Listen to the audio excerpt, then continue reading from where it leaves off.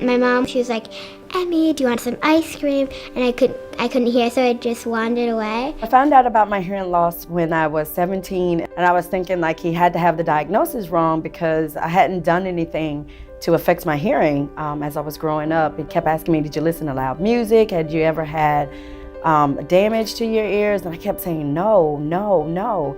The number one disability that the Veterans Administration is seeing right now is noise-induced hearing loss and tinnitus. I can't really hear anything, and it just kind of makes me feel unsafe when I can't hear what's going on at night.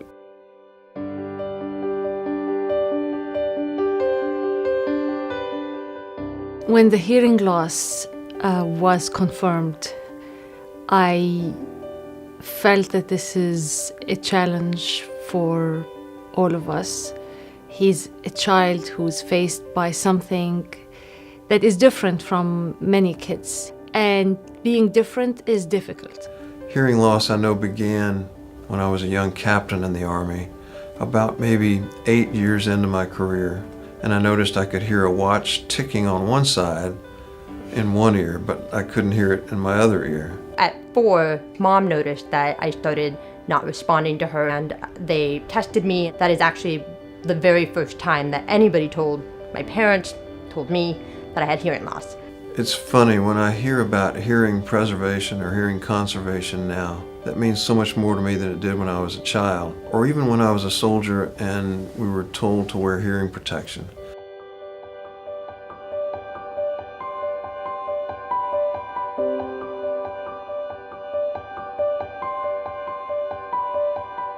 Unlike many cells in the body that can be replaced after they've been damaged or killed, the hair cells of the inner ear don't grow back. At least they don't grow back in mammals. As a board member and someone with hearing loss, my hope is that the Hearing Restoration Project is successful. Some great science has taken place over the course of the past 7 years since the project was kicked off. Hearing loss is incredibly common. It's one of the most common sensory deficit among humans.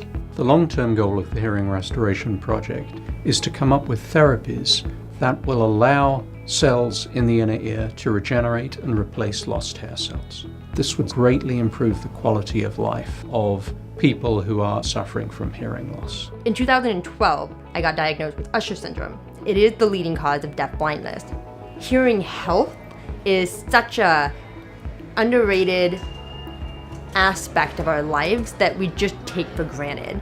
I remember the frustration just as a mother, just like, am I really understanding my kids? It took me longer to talk than most kids because I couldn't hear what they were saying, so I couldn't copy it.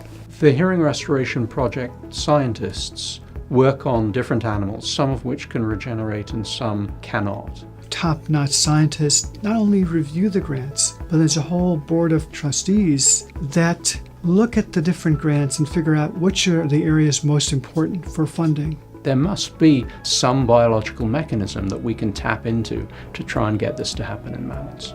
If we can succeed in achieving that goal of hair cell restoration, regrowth, and make those hair cells connect up with the auditory nerve fibers that connect to the brain, that would be a marvelous thing for hearing loss, and it would, in all likelihood, correct tinnitus as well for those who have both hearing loss and tinnitus. I'm glad that the doctors are working on trying to find out how fish and birds can restore their hearing and people can't. And if they find anything, then people can restore their hearing.